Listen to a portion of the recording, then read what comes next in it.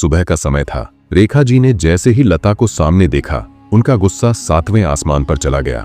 रेखा जी, जब सारा काम हमें ही करना है तो तुम्हारा क्या काम है यहाँ? तुम्हें पता नहीं है कि हमें सुबह उठते ही कॉफी पीने की आदत है? लता ने धीरे से कहा। मां जी, मैं आ ही रही थी, लेकिन रवि के ऑफिस जाने की जल्दी थी, उनके कपड़े प्रेस कर रही थी। रेखा जी, बस बहाने तो पहले से तैयार रहते हैं। लता को शादी के 4 महीने ही हुए थे, लेकिन उसे ऐसा महसूस होने लगा था जैसे वह किसी कैद में आ गई हो। कोई भी काम करने से पहले इजाजत लेनी पड़ती थी और छोटी सी गलती पर ताने मिलते थे। सास, ससुर और पति तीनों ही उसे कमजोर समझते थे। कई बार उसका मन करता कि वह अपने मायके चली जाए, लेकिन पापा हार्ट पेशेंट थे। अगर उन्हें यह सब पता चलता तो न जाने क्या हो जाता। इसी डर से वह सब सहती रही। सुबह के काम निपटाने के बाद लता ने नाश्ता बनाया और रवि का टिफिन पैक करने लगी। रवि गुस्से में, लता क्या कर रही हो? मुझे देर हो रही है। मैं कार से नहीं, मेट्रो से जाता हूँ और वहां समय लग जाता है। रवि की बातों में एक ही चीज थी, शिकायत। क्योंकि शादी में लता के पिता ने कार नहीं दी थी।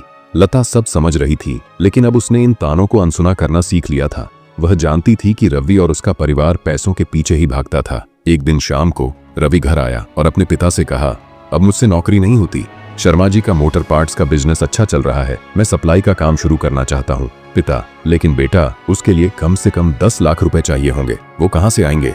रवि, यही तो सोच रहा हूँ। तभी लता चाय लेकर आई। रवि, लता, तुम अपने पापा से कुछ पैसे उधार ला सकती हो। यह सुनकर लता का सब्र टूट गया। उसने गहरी सांस ली और कड़े शब्दों में कहा, रवि, मेरे पिता ने अपनी जिम्मेदारी पूरी कर दी है। अगर तुम्हें नौकरी करने में दिक्कत है तो मुझे जॉब करने दो, हम दोनों मिलकर कमाएंगे। रवि गुस्से में भड़क उठा। रवि, क्या बकवास कर रही हो? हमारे घर की बहुएं नौकरी नहीं करती। लता ने पहली बार आंखों में आंसू लिए, लेकिन मजबूती से कहा, अगर मुझे नौकरी नहीं करने दी तो मैं अपने रास्ते खुद चुन लूंगी। रवि और उसके पिता घबरा गए। तभी रेखा जी आ गईं। रेखा जी, देख लिया बहू को सिर पर चढ़ाने का नतीजा, निकाल दो इसे घर से बाहर। लता मुस्कुराई और कहा, ठीक है, मैं पुलिस को फोन कर देती हूँ। मेरा दहेज वापस कर दीजिए, साथ ही इस घर में भी मेरा हिस्सा है, आधा मकान मेरे नाम कर दीजिए। मुकुल जी ने घबरा कर कहा, बेटी ऐसा मत कर, अब हम तुझसे कुछ नहीं कहेंगे। लता ने कड़े स्वर में कहा, बहुत सह लिया मैंने, अब और नहीं। रेखा जी गुस्से में बोली, इसके बाप को फोन करो। लता की आंखों में आंसू आ गए, लेकिन उसने खुद को संभाला और कहा, मेरे पिता हार्ट पेशेंट हैं, अगर उन्हें कुछ हुआ तो इसके जिम्मेदार आप होंगे। रवि ने धीमी आवाज में कहा, लता, आज से पहले तुमने कभी ऐसी बात नहीं की। लता ने अपना बैग उठाया और कहा, आज तक मैं चुप थी, लेकिन अब नहीं। उसने घर छोड़ दिया और अपनी सहेली कोमल के पास चली गई। कोमल ने लता को गले लगाते हुए कहा, घबराओ मत, मेरे ऑफिस में जगह खाली है, कल से तुम नौकरी करोगी और मेरे साथ रहोगी।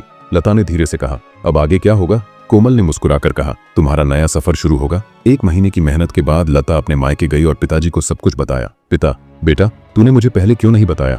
लता, पापा, आप पहले ही बहुत कुछ सह चुके हैं, मैं आपको परेशान नहीं करना चाहती थी। पिता, बेटी, मैं इतना कमजोर नहीं हूँ, अब तू अपने घर वापस आ जा। लता, नहीं पापा, अब मुझे अपने पैरों पर खड़ा होना है। कुछ ही महीनों बाद लता का तलाक हो गया।